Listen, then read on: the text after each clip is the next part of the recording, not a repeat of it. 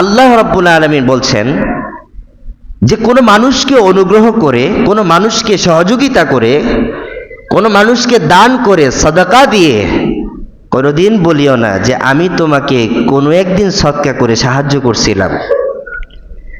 কোনোদিন বলিও না যে আমি তোমাকে অনুগ্রহ করেছিলাম। তাকে অনুগ্রহের কথা স্মরণ করিয়ে দিয়ে তাকে তুমি খোঁটা দিও না, কষ্ট দিও না। যদি তোমার দ্বারা এমন আমল পাওয়া যায় যে তুমি তাকে অনুগ্রহ করার পর তুমি তাকে কখনো কষ্ট দাও নাই, তুমি তাকে কখনো খোঁটা দাও নাই, সম্পূর্ণই ছিল আল্লাহর সন্তুষ্টি। আল্লাহ বলছেন লাহুম আজরুহুম ইনদা রাব্বিহিম, তাদের প্রতিপালকের পক্ষ থেকে তাদের জন্য রয়েছে মহান পুরস্কার, বিরাট প্রতিদান। সেটা কি? তারা কখনো দুঃখিত হবে না এবং তারা কখনো পেরেশানি হবে না। মুফাসসিরিনে কেরাম উল্লেখ করেছেন দুঃখিত হবে না বলতে সে যখন বার্ধক্যে পৌঁছে যাবে, সে যখন টাকা পয়সা খরচে অক্ষম হয়ে যাবে, তার বার্ধক্য কখনো তাকে পেরেশানিতে রাখবে না এবং তার টাকা পয়সা কিভাবে খরচ হলো কি হলো না সেই পেরেশানি তো আল্লাহ তাকে রাখবেন না। আর কিয়ামতের ময়দানে ওই যে আল্লাহর সন্তুষ্টির জন্য সবকিছু করেছে, আল্লাহ তাকে তার কোনো পরিবারের কারণে তাকে পেরেশানিতে রাখবেন না, বিনা হিসাবে জান্নাতে ঢুকাবেন। এই হচ্ছে যিনি অনুগ্রহ করে, যিনি দান করে, যিনি সদকা করে, যিনি কাউকে সাহায্য করে, খোঁটা না দিলে ওই ব্যক্তির প্রতিদান সম্পর্কে আল্লাহ আলোচনা করেছেন। এটা হলো ইসলামের কনসেপ্ট।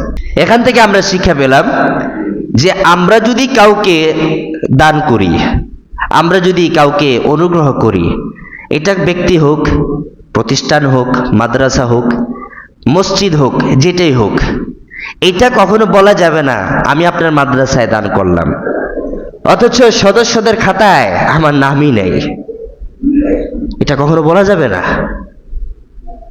আমি আপনার মাদ্রাসায় দান করলাম 5,000 টাকা আর আপনি আপনার মাহফিলে আমার দাওয়াতই দিলেন না। এর মানে কি হলো? আপনি টাকা দিয়ে দাওয়াত খাইতে চান, আপনি টাকা দিয়ে পোস্টারের নাম উঠাইতে চান। এটা তো লোক দেখানো ইবাদত হইল। কথা বলেন না কেন? লোক দেখানো ইবাদত হইল না। আপনি মসজিদে টাকা দিয়ে বলতে চান আমার এই কমিটিতে রাখা হইল না। আপনি মসজিদে টাকা দান করে বলতে চান আমার নামটা কেন বললো না হুজুর? আপনি যখন চেয়েই বসলেন যে আমি টাকা দিব আর হুজুর আমার নাম বলে দোয়া করবে, আমি টাকা দিব আর কমিটির কোন একজন ব্যক্তি একদিন বলে ফেলবে যে অমুকে তো টাকা দিয়েছিল, তাকে কমিটিতে রাখলে ভালো হয়, এমন আশা যে করবে, এটা কখনো আল্লাহর সন্তুষ্টিতে দান হবেই না। কথা বলেন না কেন? দান হবে না।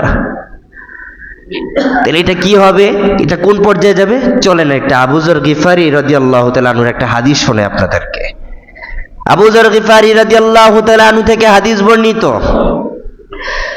রাসূল করিম সাল্লাল্লাহু আলাইহি সাল্লাম ইরশাদ করেন আল্লাহ তাআলা কিয়ামতের দিন 3 ব্যক্তির দিকে কখনোই তাকাবেন না। 3 ব্যক্তির দিকে কখনো তাকাবেন না। তাকে পবিত্র করবে না, তার উপরে রহমের কোনো ছায়া থাকবে না, তার উপরে কোনো দয়া থাকবে না, তাকে কোনো রকম ভাবে আল্লাহ হেল্প করবেন না, সাহায্য করবেন না, তাকেও পবিত্র করবেন না। সে যেমন আছে তেমনই কিয়ামতে উঠবে, তার দিকে আল্লাহ তাকাবেন না। রাসূল করিম সাল্লাল্লাহু আলাইহি সাল্লাম ইরশাদ করেন যে 3 ব্যক্তির দিকে যখন আল্লাহ তাকাবেন না, পবিত্র করবেন না, 3 ব্যক্তির হালত কেমন হবে? পেরেশানি, ঠিক না? দুঃখ, বঞ্চনা, লাঞ্ছনা, অপরাধী হয়ে সে সেখানে মাথা নত করে থাকবে। আল্লাহ তাকাবেন না এর মানে কি? আল্লাহ তাকে পবিত্র করবেন না এর মানে কি? এর মানে হচ্ছে তার আর মুক্তির কোনো রাস্তা নাই, তার কোনো মুক্তির রাস্তা নাই, শেষ। জজের কাছে যখন বিবাদীর সকল রিপোর্ট চলে গেছে, বাদী বলবে আমার তো আছেই 10টা, আমার কাছে আর কিছু নাই, তো শেষ। বাদীর পেরেশানি শুরু, দুঃখ শুরু। রাসূল করিম সাল্লাল্লাহু আলাইহি সাল্লামের কাছে সাহাবে কেরাম রাদিয়াল্লাহু তাআলা আনহুম আজমাইন তারা বললেন ইয়া রাসূলুল্লাহ, কোন 3 ব্যক্তির দিকে আল্লাহ তাকাবেন না, পবিত্র করবেন না? রাসূল করিম সাল্লাল্লাহু আলাইহি সাল্লাম ইরশাদ করেন, এক নাম্বার ব্যক্তি যে ব্যক্তি দান করে খোটা দেয়। যে ব্যক্তি দান করে, যে ব্যক্তি দান করে অনুগ্রহ তালাশ করে, যে ব্যক্তি দান করে অনুগ্রহ প্রকাশ করে, যে ব্যক্তি সহযোগিতা করে ওই ব্যক্তিকে কষ্ট দিয়ে বলে যে আমি তোমাকে একদিন দান করেছিলাম, সহযোগিতা করেছিলাম, আমি তোমাকে অমুক জায়গা থেকে বাঁচিয়েছিলাম, আর আজকে তুমি আমাকে কষ্ট দিলে। এরকম খোটা যারা দেয় তাদের দিকে আল্লাহ কখনো তাকাবেন না, কখনোই তাকাবেন না। এখন আপনার একটা প্রশ্ন আসতে পারে যে হুজুর, আমি তো তাকে দান করলাম, আমি তাকে সাহায্য করলাম, আমি তাকে অনুগ্রহ করলাম, তো সে যে আমার কষ্ট দিল, সে যে আমাকে একদিন গালি দিয়ে বসলো, তার দিকে আমার অনুগ্রহের কথা কি সে একবারও মনে করলো না? আমি যে তাকে সহযোগিতা করলাম সে কথা কি তার একবারও মনে পড়লো না? সে যে আমাকে গালি দিয়ে ফেললো। এ প্রশ্নটা আসতে পারে, এটা বলতে পারেন, এই জেরে হয়তো বলতে পারেন, তাহলে আমি কেন বলতে পারবো না হুজুর যে আমি তাকে অনুগ্রহ করেছিলাম, আজকে তুমি আমাকে গালি দিলা? আমি কেন তাকে কথা বলতে পারবো না? আল্লাহ বলছে তুমি এটাও বলতে পারবা না। কেন? কারণ মুমিনের গুণ হচ্ছে উত্তম কথা বলা, মুমিনের গুণ হচ্ছে মিষ্ট ভাষায় কথা বলা, মুমিনের গুণ হচ্ছে কাউলুম মারুফু ওয়া মাগফিরা। সে কারো সাথে কথা বলবে, সুন্দর করে কথা বলবে, সে কারোর সাথে আচরণ করবে তো সুন্দর আচরণ করবে, কাউলুম মারুফু ওয়া মাগফিরা, এবং সে কারো কষ্ট পাবে সাথে সাথে সে ক্ষমা করে দিবে। এটা কার বৈশিষ্ট্য বলেন? মুমিনের বৈশিষ্ট্য। কোরআনে কারিমে পরবর্তী আয়াতে আল্লাহ বলছেন, কাউলুম মারুফু ওয়া মাগফিরা মিন সাদাকা খায়রুম মিন সাদাকাতি ইয়াতবাউহা আযা। দান করার পর তুমি যদি তাকে কষ্ট দাও, তুমি যদি তাকে খোটা দাও, তার চেয়ে উত্তম হচ্ছে তুমি তাকে ক্ষমা করে দিলে। সুবহানাল্লাহ। তুমি যদি দান করার পরে, তুমি তাকে সহযোগিতা করার পর যদি তাকে খোটা না দিয়ে, তাকে কষ্ট না দিয়ে যদি তার আচরণে তুমি নীরব থেকে তাকে ক্ষমা করে দাও, তার আচরণে যদি তুমি তার সাথে মিষ্ট আচরণ করো, সে যদি তোমাকে এই অমুকের বাচ্চা গালি বলে দিল আর তুমি যদি তার সাথে প্রথমেই সালাম দিয়ে কথা বলো, এটা তাকে কষ্ট দেওয়ার চেয়ে দ্বিগুণ উত্তম। এটা তো আমাদের সমাজে এই আমলটা নিয়ে আসতে হবে ভাই, আমাদের সমাজে আমাদের এলাকাতে আমলটা নিয়ে আসতে হবে। আমাকে দেখে আরো 10 পাড়ার লোক শিখবে, ঠিক না? আমি গালি দিলে সে আমাকে গালি দিবে, সে গালি দিলে আমি তাকে গালি দিব। এটা মুমিনের বৈশিষ্ট্য নয়। এটা কার বৈশিষ্ট্য নয়? মুমিনের বৈশিষ্ট্য নয়। এখন তো আর গালির পাল্টা গালি আসে না, গালির বদলে আসে মাইর।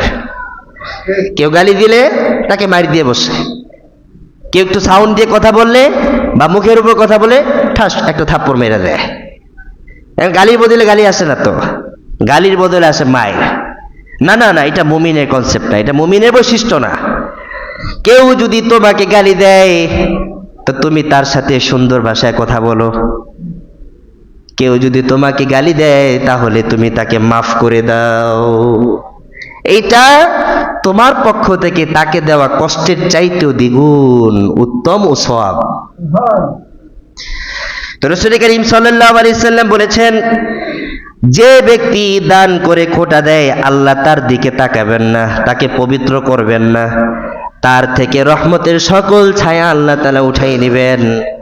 আরো 2 জন ব্যক্তি আছে, বলবো রাগ করেন না।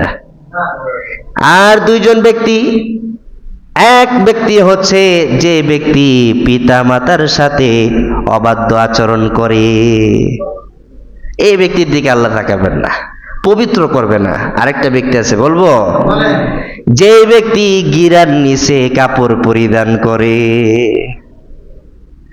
বাস 3টা। আরেকটা হাদিসে আবু দারদা রাদিয়াল্লাহু তাআলা আনহু থেকে আরেকটা হাদিস আসছে, যে ব্যক্তি মদ খায়, কি খায়? মদ্যপায়ী, মাদক সেবন করে, ইয়াবা এগুলো সেবন করে, এর দিকেও আল্লাহ তাআলা তাকাবেন না, পবিত্র করবেন না।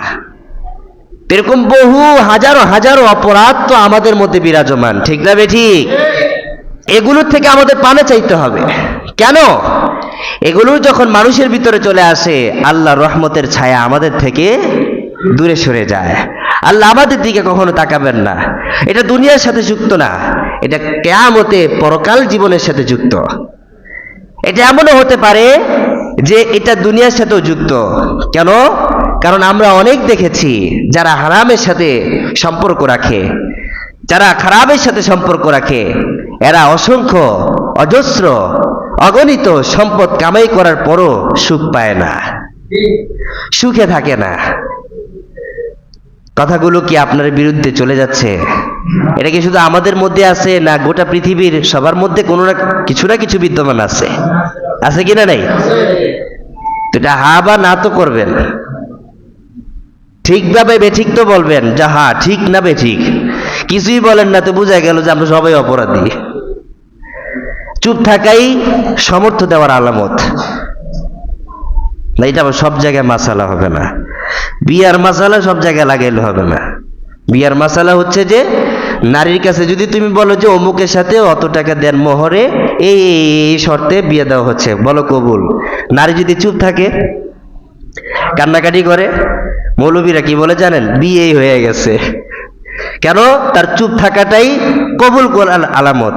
এই চুপ থাকাটা আবার সব জায়গায় আলামত নেবেন না, কারণ কিছু কিছু জায়গায় চুপ থাকতে হয়, কারণ জালিম তো পিছনে আঘাত করার জন্য বসে আছে, ঠিক না বেঠি?